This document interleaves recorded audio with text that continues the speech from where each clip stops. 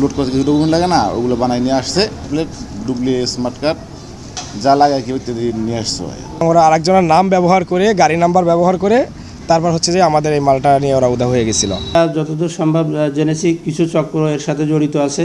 একটু প্রতিকূল পরিস্থিতির মধ্যে এই অভিযানটা পরিচালনা করতে হয়েছে। ভিডিও দৃশ্যটি প্রথমে দেখতেই যে কারো মনে হবে ঢেউ ট্রেনগুলো বেচা বিক্রি চলছে, কিন্তু বাস্তবে তা নয়। চট্টগ্রাম থেকে বরিশালে পৌঁছে দেওয়ার কথা বলে টিনগুলো লুট করে খুলনা জেলার আড়ংঘাটা থানা এলাকায় নিয়ে যায় একটি চক্র, আর তা উদ্ধার করেছে পিবিআই চট্টগ্রাম জেলার সদস্যরা। পিবিআই এর হাতে গ্রেফতার হওয়া চক্রের এই সদস্যের দাবি আটক হবেন জেনেও এই কাজে জড়িত হয়েছেন। তার দাবি যুক্ত হওয়ার আগে জানতেন না এই চক্রে প্রতারণামূলক কাজ করা হয়। জানালেন চক্রের সাথে যুক্ত হওয়ার গল্প। সাইফুল হলে গাড়ি মহাজন, উনি হলো আগে খারাপ কাজে জড়িত ছিল, তো উনি বলছেন আমি ভালো হয়ে যাবো, আমার ভালোটা কিছু করতে হবে আমার ভবিষ্যতে, এই জন্য গাড়ি কিনা একটা শেয়ার থাকে গাড়ি কিনে অন্য গাড়ি কিনছে। আমি সামান্য কিছু টাকা দিয়ে অন্য কাছে মাত্র শেয়ার হয়েছে আর কি। কয়জনে মিলে? 3 জনে মিলে। তারপরে গাড়ি কিনা গাড়ি চালাইতেছিলাম, এর মধ্যে আপনার ওই সে যশোরে বসে যখন গাড়ি কাজ করাইতেছিলাম, তখন এক জায়গায় বলতেছে কি ইন্ডিয়ান থেকে চিনি আসে, আপনার ওই যে অবৈধ ব্ল্যাকের চিনি আসে, ওগুলো অনেক হাই কোয়ালিটি ভাড়া দেয়। এই কাজে যুক্ত হয়েছে, ওই যে চিনি পাইছে ওই যে লোভে পড়ে আর কি। যাওয়ার পরে আবার ওই সোহাগ ভাই টাকা পাঠাইছে, উনি বলছে গাড়ির রংটা চেঞ্জ করে ফেলান, রং চেঞ্জ করে ফেলাইছে। আর কোথায় লুকে রাখছিল?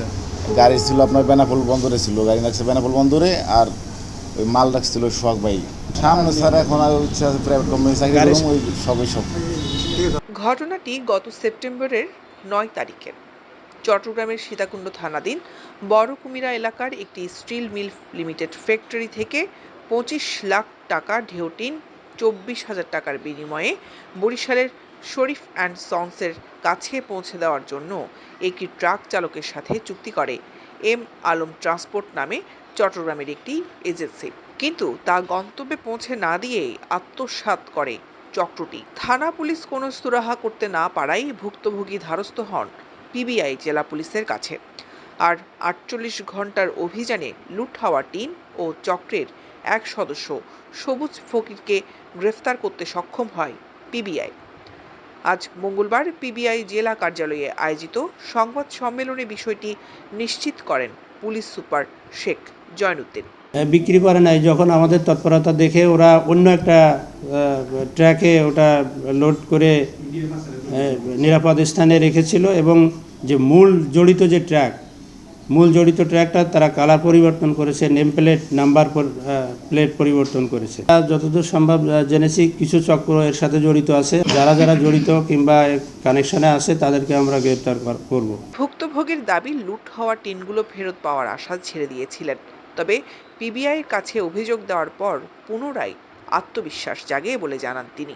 আসলে এটা আমরা হচ্ছে গাড়িগুলো আমরা ট্রান্সপোর্ট যারা আছি, আমরা ব্রোকারের মাধ্যমে মূলত আমরা গাড়ি ঠিক করি, এবং ওই ব্রোকারকে ওরা যেই পরিচয় দিয়েছিল ওই পরিচয়ের মাধ্যমে ওই রকমের কিছু পরিচিত লোক ছিল তাদের, কিন্তু আসলে সেই লোক না, এটা একটা চক্রের লোক, ওরা ছিল চক্রের, এবং ওরা আরেকজনের নাম ব্যবহার করে, গাড়ি নাম্বার ব্যবহার করে তারপর হচ্ছে যে আমাদের এই মালটা নিয়ে ওরা উধাও হয়ে গেছিল। এদিকে তদন্ত কর্মকর্তা শাহাদাত জানান, লুট হওয়া টিনগুলো উদ্ধার ও অভিযুক্তকে গ্রেফতার করতে অনেক বাধা অতিক্রম করতে হয়েছে তাকে, তবে অবশেষে সফল হয়েছে। ভুক্তভোগীর মুখে হাসি ফোটাতে পেরেছি। যে গাড়িটা তারা ক্রয় করছিল ওই অরিজিনাল নাম্বার প্লেটটা সরিয়ে তারা ওই ডিজিটাল নাম্বার প্লেটটা লাগায় ওখানে, তারপর ওই যে স্মার্ট কার্ড ডিজিটাল, ওই যে জাল স্মার্ট কার্ড এবং জাল ডিজিটাল নাম্বার প্লেট লাগায় তারা চট্টগ্রামে আসে। চট্টগ্রামে আসার পরে তারা একটা আসার সময় তারা একটা ফেক বিভিন্ন নামে ব্যক্তির, অজ্ঞাতনামা ব্যক্তির একজন রেজিস্ট্রেশন করা একটা সিম কার্ড নিয়ে আসছিল। সিম কার্ড দিয়ে তারা বিভিন্ন জনকে ফোন করে, ভাই আমার কাছে গাড়ি খালি আছে, ব্যাক টিপে গাড়ি খালি আছে, আমি ওই যে কম ভাড়ায় যেতে চাই। দৈনিক আজাদী, নিউজ ডেস্ক।